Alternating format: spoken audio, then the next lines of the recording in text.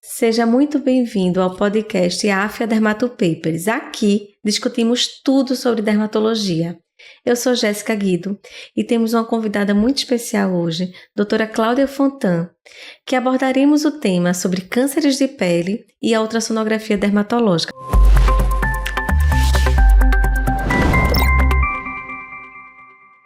Seja muito bem-vinda, Claudinha. Obrigada, Jessiquinha. Obrigada a toda a equipe Afia Dermatopapers. É um prazer enorme estar aqui. Hoje o assunto da gente é em relação aos cânceres de pele e a ultrassonografia. A gente vai lembrar que o câncer mais comum no mundo é o câncer de pele. É o câncer que ele perfaz no Brasil até 180 mil casos por ano, por exemplo, como o carcinoma basocelular, o carcinoma espinocelular. Além de que o melanoma é o câncer que tem de pele que tem maior mortalidade. Está entre as 5 principais causas de morte oncológica no mundo. Então, a gente saber utilizar todos os recursos que houver para poder ajudar na condução dessa doença é válido. E a ultrassonografia, talvez, vamos ver diante da nossa conversa de hoje, a importância dela em relação a isso. A primeira pergunta que eu queria fazer, Claudinha, é em relação aos cânceres de pele não melanoma e a ultrassonografia. Existe diferença entre eles? Não existe? Como é que é visto a neoplasia de pele? Porque a gente faz muito, sabe? Dermatoscopia e avaliação clínica, né? E aí já manda para o cirurgião.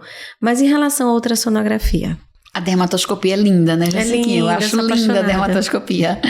Na ultrassonografia, o câncer de pele, não melanoma, ele se apresenta de forma muito semelhante.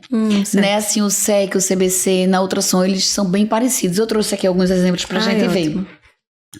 Então aqui a gente tem o CBC, aqui um exemplo de SEC e aqui uma ceratose também, que às vezes vocês clinicamente podem ter dúvida, né? Exato. E se a gente perceber, tanto o CBC é um nódulozinho hipoecóico, né? O SEC também um nódulozinho hipoecóico. Perfeito. Né? E sempre é assim, a ceratose ela também é hipoecóica. Então o radiologista que faz ultrassom para câncer de pele, ele aprendeu a ver a lesão. Sim. E ele aprendeu a entrar em contato com o dermatologista, com o cirurgião oncológico, com o clínico que pediu e examinou. Porque como as lesões são meio que parecidas no ultrassom, então a gente precisa ter essa associação com os achados de imagem. A gente tem alterações sutis que a gente pode identificar, né? Como por exemplo, aqui o CBC, a margem, esse é um CBC nodular, né, que é menos agressivo, a margenzinha é bem regular, essa margem profunda. Se a gente olhar com cuidado, nesse SEC, ó, a gente consegue ver umas espículas, né, um nódulozinho aqui. Verdade. Então, ele é uma estrutura mais irregular. Sim. Mas nem sempre é assim, os SECs pequenos parecem muito com o CBC mesmo. A ceratose, ela tem algumas informações. Essa informação aqui que eu já deixei redondinha, vermelha, né, que é um espessamento da epiderme, que a gente não vê isso nos tumores malignos, né, enquanto que na ceratose a gente vê isso. A epiderme é essa faixa branquinha, essa faixa bem branquinha aqui, ó, ela vem bem branquinha, aí quando chega aqui ela faz esse espessamento. Então nos outros, ó, ela é bem traçada lápis, tá vendo? Às vezes você tem uma ulceração, a gente perde e vê ela. Mas ó, não tem um espessamento dela. Perfeito. Nas neoplasias malignas, né? Então, se tiver esse dado, ajuda a gente a diferenciar. Aí eu também trouxe, porque se a gente estiver olhando um ultrassom e ver aqui na imagem, novamente, vamos trazer aqui para a imagem um nódulozinho, tá vendo? Hipoecóico, mas dentro dele a gente vê vários pontos hiperecogênicos. E aí isso no início de tudo, lá atrás, no início de tudo, há uma década atrás, a gente diz assim, é patognomônico, né? Porque na verdade a gente vive verdades transitórias na medicina inteira. Sim, verdade. A ultrassonografia dermatológica, como é uma subespecialidade nova, então a gente aprendeu muita coisa que hoje já não é tão assim. Então esses pontinhos brancos hiperecogênicos eram tidos como patognomônicos do CBC. Hoje a gente sabe que não são patognomônicos. E histologicamente? Então, histologicamente a gente também não tem certeza do que são. Podem ser calcificações, podem ser deditos celulares, células mortas, né? Tem várias teorias, mas a gente nunca conseguiu provar. Também era muito clássico a gente dizer, vamos contar, porque se tiver mais do que 7, é um subtipo mais agressivo do CBC. Aí hoje a gente também já sabe, porque hoje melhora as sondas, melhoram os estudos, né? Sim. Então hoje a gente já sabe que não é tão assim. Então, o que antes era uma verdade, que era patognomônico, e se tiver maior do que 7, era dito como já um CBC mais invasivo, mais agressivo, hoje não é tanto. Realmente, se a gente tem um nódulo que é suspeito de um câncer, Sim. e tem esses pontinhos hiperecogênicos, aí a gente empodera para dizer que é um CBC. Se clinicamente for concordante, né? Do SEC, trazendo só essa diferença dele com o SEC, né? Porque são os dois mais comuns mesmo. Aqui ficou a imagenzinha toda pintada. Então, a gente vê um tumor volumoso, o SEC, ele tem essa margenzinha posterior aqui mais irregular. Certo. Essa imagem do ultrassom, ela ajuda muito. Então, é mais importante a gente dizer essa relação anatômica, estratificar exatamente a camada do que tá, do que eu dizer que é um SEC, é um CBC, que na maioria das vezes você que mandou pra mim já sabe que é. Sim. Então o ultrassom ele ajuda muito mais em a gente estratificando essas camadas, dizendo o que é que tem ali de importante perto, né? E também aqui... E também é muito interessante, porque em relação à dermatoscopia, quanto mais profundo a gente perde definição. Então, a dermatoscopia, a gente consegue ver até uma derme papilar, uma derme superficial, mas à medida que vai numa interseção de papilar para uma derme profunda, a gente perde. Então, é como se fosse um complemento à dermatoscopia. Isso. Porque a gente não tem muita capacidade de profundidade. Perfeito. Com o dermatoscópio. E isso é muito fundamental do ultrassom, né? Isso. E essa profundidade é uma das medidas clínicas que são mais difíceis de você aferir, né? Aqui eu trouxe nessa imagem um vídeo real de uma lesão enorme, né? Ulcerada, com a margem posterior irregular e muito vascularizada ao Doppler. Então isso fala muito a favor de ser um SEC. Perfeito. E realmente era um SEC. Então quando a gente tem esses detalhes da ultrassonografia, a gente consegue ser mais assertivo entre SEC e CBC. Mas boas partes dos pacientes, apenas pela ultrassonografia, a gente não consegue. Perfeito. E aí no laudo, o que eu digo que é uma neoplasia, pode ser um SEC ou um CBC, perfeito, que é restrita à derme, ocupa 30% da derme, 50% toda a derme, chega na hipoderme. No couro cabeludo é muito importante para o cirurgião a gente dizer se chegou junto da galha, se invade a galha, invade a tábua óssea, essas coisas. E eu vou já trazer essa responsabilidade em relação à parte clínica dermatológica, porque o CBC, apesar de ser o câncer mais comum do mundo, o que a gente mais atende, ele, em relação à classificação, é muito conflituoso. Porque a gente aprende uma classificação clínica, tipo CBC nodular, o CBC pigmentado, o CBC esclerodermiforme.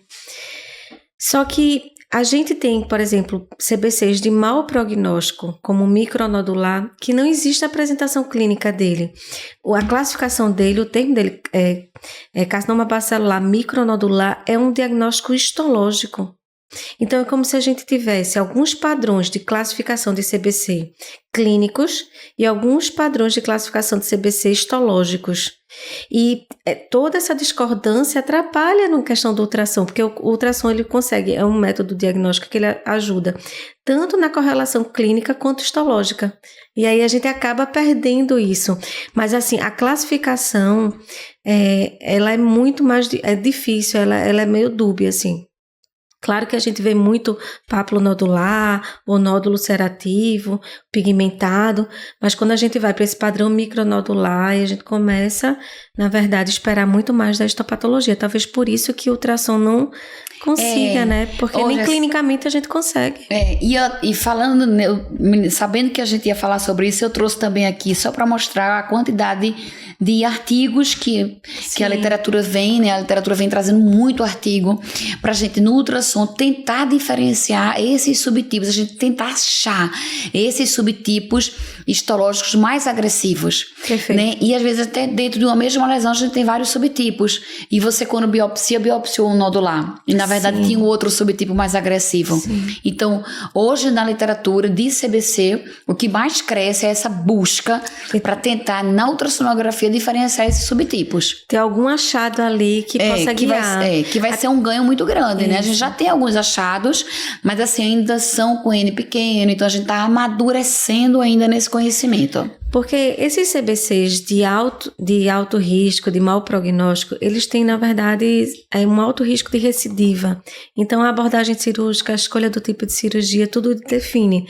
Então, se a gente mais na frente conseguir, ultrassonograficamente, conseguir descobrir como se apresentam, se conseguir, vai ser maravilhoso, porque a gente consegue fazer toda uma programação como dermatologista de todo o tratamento do paciente, né? Perfeito. Margem cirúrgica, né? Tudo, exatamente.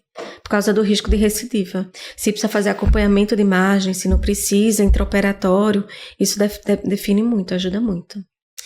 Mas aí, a gente tem a questão, a gente falou dos cânceres de pele não melanoma, mas os outros cânceres de pele, Claudinha, assim, o que é que a gente tem, que a ultrassonografia pode dar uma luz?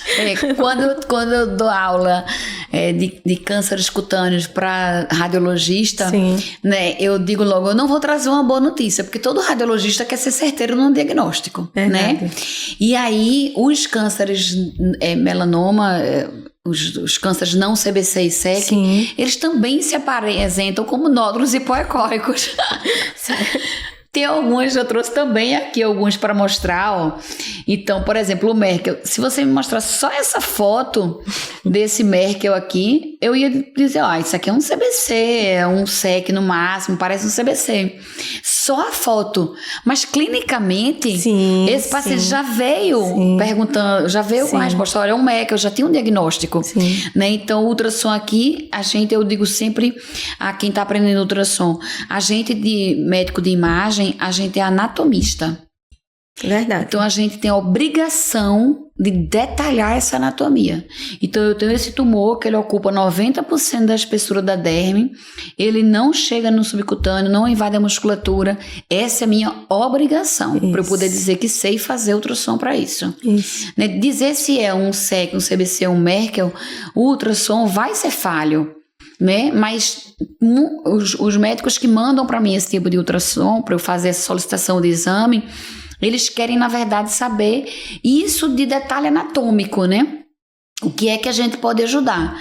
Porque do ponto de vista de imagem é tudo hipoecóico. O Merkel, olha o melanoma. O melanoma, esse aqui é como se fosse uma placazinha bem fininha, né? Subepidérmica, mas hipoecóica também. Aqui um adenocarcinoma invasivo, um nódulo hipoecóico. Podia ser um SEC. Poderia ser né? Poderia ser um SEC. Esse aqui, o linfoma é uma dor de cabeça, né? Para todo mundo, que ele tem múltiplas apresentações. Ele pode apresentar a gente com uma paniculite inflamatória. E pode ser um linfoma. Sim. E você sabe que até a classificação histológica é uma dor de cabeça. Pois é. Linfoma é uma confusão. Até a classificação. Porque a gente tem linfoma paniculite símile. Pois a gente tem, então, assim, ele realmente é desafiador.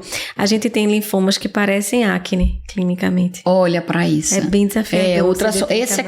Esse caso de linfoma cutâneo é até de uma amiga minha de São Paulo, Luciana Zatay, ela que me cedeu esse caso. Para eu mostrar que ele também pode ser encontrado junto com todas essas imagens que são nódulos hipoecóicos no ultrassom. Perfeito. Agora, quer outra importância muito grande do ultrassom? Eu trouxe aqui também esses artigos que mostram, né, do vasocelular, a profundidade da lesão. E também do melanoma, principalmente. Porque aqui, como eu estou no melanoma, né, a gente, o que a gente faz no melanoma? A gente tira a lesão, faz a cirurgia do melanoma, e aí na biópsia você vai estadiar o Breslow dele, né, que é a espessura, não é isso? Exatamente. E aí, olha só aqui como que é o índice prognóstico mais importante. Exatamente. Você sabia, Jessiquinha, que a gente pode fazer isso no ultrassom? A literatura já traz um respaldo absoluto. A nossa margem de erro é menos de 0,1 milímetro. Que maravilha, não sabia. Então, você tem a vantagem de estar dando um estadiamento Breslow sem a cirurgia, sem distorcer a drenagem linfática para depois um futuro linfonodo sentinela. É isso que a gente faz. A gente pega... Exatamente, vai medir daqui até a região, não inclui a epiderme, né? Lógico. Sim. Então, essa espessura Breslow, do ultrassom, a literatura já respalda a gente com esses transdutores de muito alta frequência a fazer. Não é transdutor de baixa frequência, é um transdutor acima de 22 MHz. Nesse caso aqui é de 33 MHz. Mas isso, essa espessura, não só para o melanoma, mas também para todos os outros tipos de cânceres cutâneos, né?